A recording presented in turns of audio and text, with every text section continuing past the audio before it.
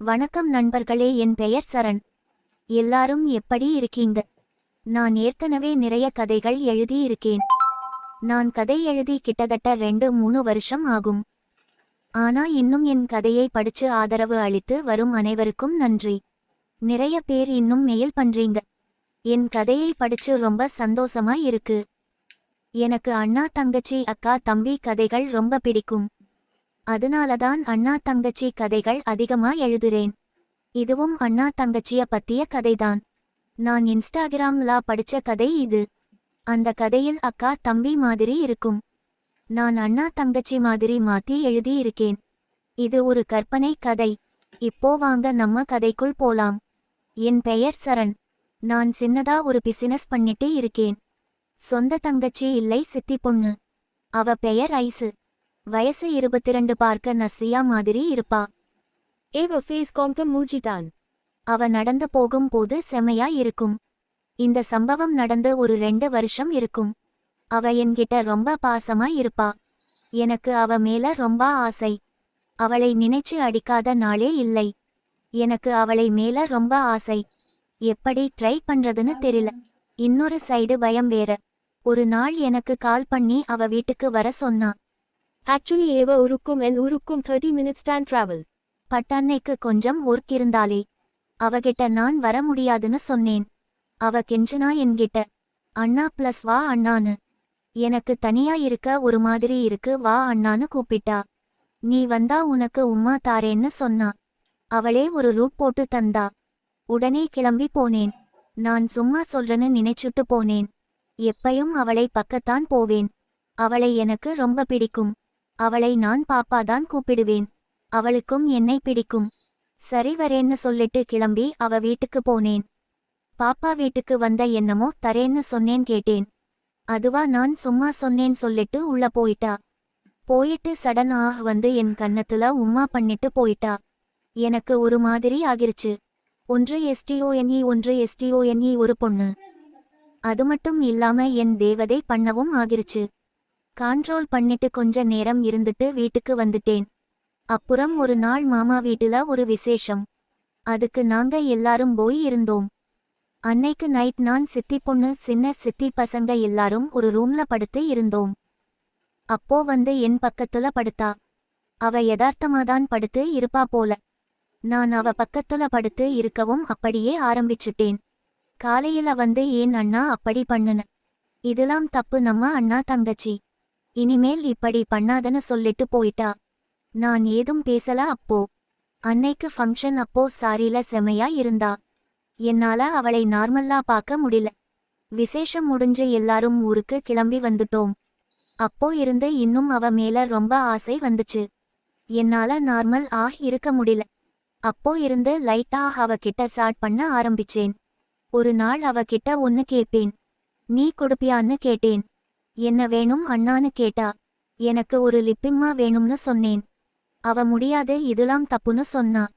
நான் ஒரே ஒரு தடவா ப்ளஸ்னு கெஞ்சினேன். முடியவே முடியாதுன்னு சொல்லிட்டா. அப்புறம் ரொம்ப நாள் கேட்டுக்கிட்டே இருக்கவும் ஓகே சொல்லிட்டா. நான் உடனே கிளம்பி அவ வீட்டுக்கு போயிட்டேன்.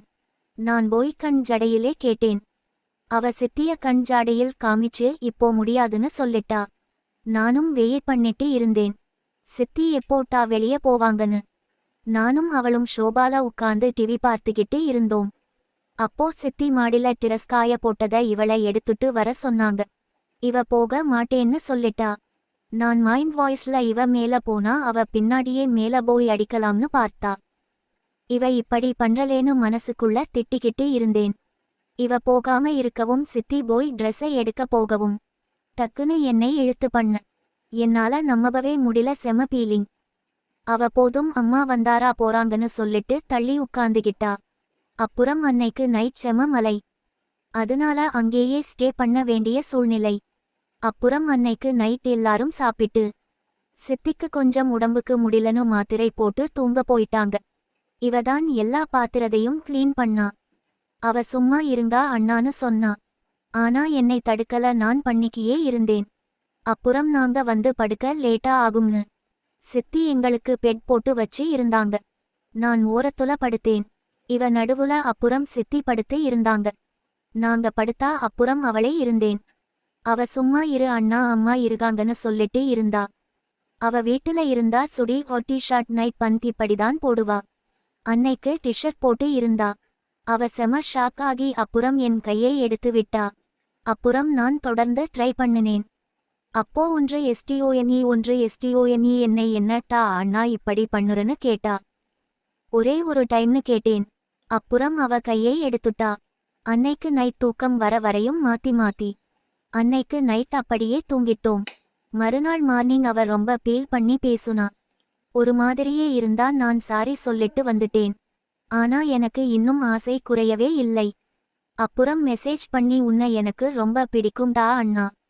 நீ எனக்கு எவ்வளவு பண்ணி இருக்க. என்னை எப்படி பார்த்துக்கிற அதனால நான் பண்றேன் சொன்னா. நீ மட்டும் என் அண்ணாவா இல்லனா உன்னையே கல்யாணம் பண்ணிப்பேன். ஐ லவ் யூடா அண்ணானு மெசேஜ் பண்ணி இருந்தா. அப்புறம் அவளுக்கு பிறந்தநாள் வந்துச்சு. அன்னைக்கு என்னை அவ வீட்டுக்கு வர சொன்னா. ஆனா எனக்கு முக்கியமா வேலை இருக்கு வர முடியாதுன்னு சொல்லிட்டு.